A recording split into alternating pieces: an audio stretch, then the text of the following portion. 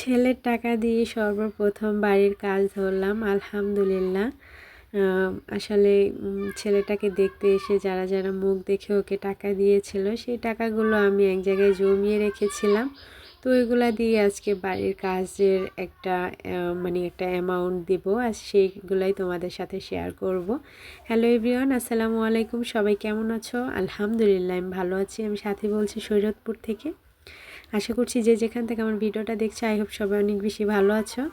সকালে উঠে আগে একটু বিছানাটা উঠিয়ে নিলাম। সকাল সকাল উঠে বিছানা উঠালে আর থালা বাসন ধুলে, এখানে কাপড় চোপড় ধুলে আমার কাছে মনে হয় সব কাজ একদম শেষ। আমি আস্তে ধীরে রান্না করতে পারবো এরকম একটা, কিন্তু মাঝে মধ্যে ছেলেটা এত ভদ্র হয়ে যায়, সে একদম খেলাধুলা করবে আর আমি রান্না টান্না করে সব কিছু কমপ্লিট হয়ে যায় আমার 9টার মধ্যে। তো আমার কিন্তু তখন বেশ ভালো লাগে, একদম রিল্যাক্সে ছেলেটাকে নিয়ে একটু ঘুরতে টুরতে পারি। তবে মাঝে মধ্যে এত জ্বালাতন করে, সকালের দিকে উঠেই ও বাইরে যাওয়ার জন্য পাগল হয়ে যায়। তো ওকে বাইরে নিলে আর ঘরে আনতে পারি না। তখন দেখা যায় ওকে ওকে নিয়ে ঘুরতে ঘুরতে আমার অনেকটা টাইম চলে যায়। তো ওই দিনকেও আমার ছেলেটা একদম লক্ষ্মীর মতন খেলাধুলা করছিল, আর আমি এদিকে একটু কফি বানিয়ে খেয়ে নেই।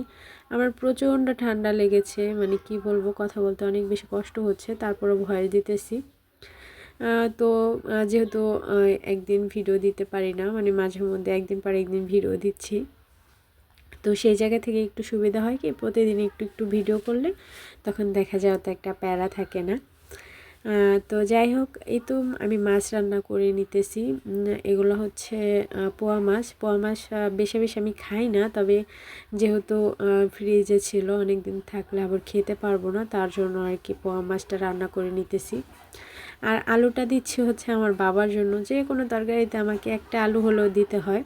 আর এদিকে এই যে 3 পিস দেখতে পাচ্ছ টমেটো, এগুলো আমি আর কি খাওয়ার জন্য কেটেছি একটু মোটা মোটা করে। যাই হোক, একটু খেয়ে নিলাম, আর এদিকে মাছগুলো হতে থাকুক, আর হতে হতে তোমাদের সাথে কিছু কথা শেয়ার করছি। সেটা যে আমি একটা ভাতা করেছিলাম, সরকারি ভাতা, যেটাকে মা ও শিশু ভাতা বলে বা গর্ভ ভাতা। তো এটা আমি আসলে করতে চাইনি। আমার এক কাকা মেম্বার, তো সে আমাকে এক প্রকার জোর করে আমার কাগজপত্র নিয়ে এসে নিজেই সব কিছু করে দিয়েছে। আমার কোনো আশাও ছিল না, ভাবছিলাম যে আমি যাইনি, সাইন টাইন করিনি, হয়তো বা আমার এটা আসবে না। তবে এই তো ইহান যখন হবে হবে মানে এখনও হয়নি, তো তখন কিন্তু আমার ভালো একটা অ্যামাউন্ট এসেছে, প্রায় 4,800 টাকা ফার্স্ট আর কি ঢুকেছিল। তো তখন থেকে আমি না টাকাগুলো ভাঙতাম না, তবে ইহানের অনেক টাকা দিয়ে আমি অনেক কিছু করেছি। যেমন একটা হাঁড়ি সেট এনেছিলাম, প্রায় 5,800 বা সামথিং বা 300 এরকম একটা হবে, আমার এখন পুরোপুরি খেয়াল নাই। তারপর ইহানের জন্য একটা ফ্যান এনেছিলাম, চার্জার ফ্যান, এগুলো ইহানের টাকা দিয়ে এনেছি। আবার অনেক কিছু কিনেছি। তবে ওই যে কিছু কিছু টাকা আর কি আমি এই যে এই ব্যাংকটার মধ্যে রেখেছিলাম। তো সেইখান থেকে এখন যেহেতু বাড়ির কাজ ধরবো, কিছু টাকা শর্ট আছে। আমি তোমাদের আগের ভিডিওতে বলেছিলাম যে আমি কিছু টাকা আমার একটু একটু এদিক ওদিক হবে, মানে একটু টানা হেঁচড়া হবে। তো ভাবলাম যে ঘরে টাকা রেখে তো আর লাভ নেই। যাই হোক, একটা ভেঙে দেখি কয় টাকা হয়। তো এই তো ভাই বোন দুইজনে মিলে গুনছিলাম। তবে আমার ভাইয়ের জন্য 3 দিন অপেক্ষা করেছি যে ও কখন আসবে। ও আসলে একটু বাসায় ছিল না, তো সেই জন্য আর কি আমি ব্যাংকটা ভাঙতে পারিনি। তো অবশেষে ও আসলো, আসার পর ও নিজেই ভেঙে তারপরে এই তো গুণেটা দেখলাম 19,600 টাকা ছিল। তো আলহামদুলিল্লাহ, আসলে একটু একটু করে তো জমানো হয়েছে। তো এটা এখন আর ভাঙার ইচ্ছা ছিল না, কিন্তু বাধ্যতামূলক ভাঙতে হলো, কিছু করার নেই। তো যাই হোক, এটাই সর্বপ্রথম আমি বালু ফালানোর জন্য আর কি টাকাটা দিয়েছি। তো এটাতে না বেশ ভালো লাগছে। আমি কিন্তু লাখ লাখ টাকা নিজের হাতে ভাঙি, কিন্তু এতটা আনন্দ আমার কখনোই হয়নি, যেটা সত্যি কথা। এই টাকাটা আমার কেন জানি খুব বেশি ভালো লাগছিল, আমি অনেকক্ষণ ধরে বসেছিলাম। যাই হোক, তোমাদের সাথে অনেক কিছু শেয়ার করলাম।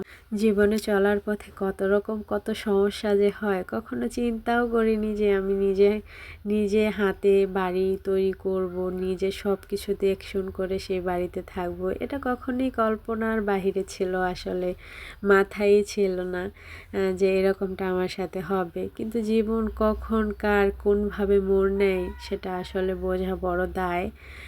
যাই হোক, মাস প্রায় শেষ, তবুও এখনও ইহানের বাবার বেতন আসেনি বা স্যালারি আসেনি। একটু সময় লাগবে, যেহেতু আজকে বৃহস্পতিবার, তো ওর স্যালারিটা আজকে ঢোকার কথা ছিল, তবে এখনও টাইম হয়নি। 26 তারিখ 27 তারিখ হলে ঢুকে যেত। তো এখন প্রায় রবিবার সোমবার, ফির সোমবার স্যালারি ঢুকবে ওর ব্যাংক অ্যাকাউন্টে। তো সোমবার মঙ্গলবার টাকা উঠিয়ে বুধবার পাঠাবে, কিন্তু তার আগে আমার টাকার প্রয়োজন।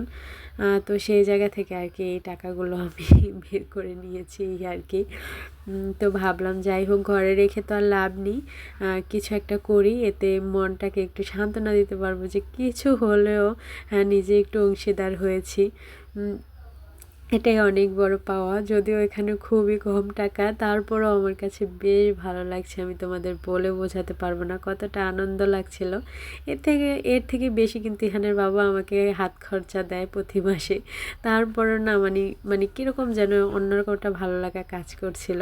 আজকে এখানে বিদায় নিচ্ছি। আল্লাহ হাফেজ।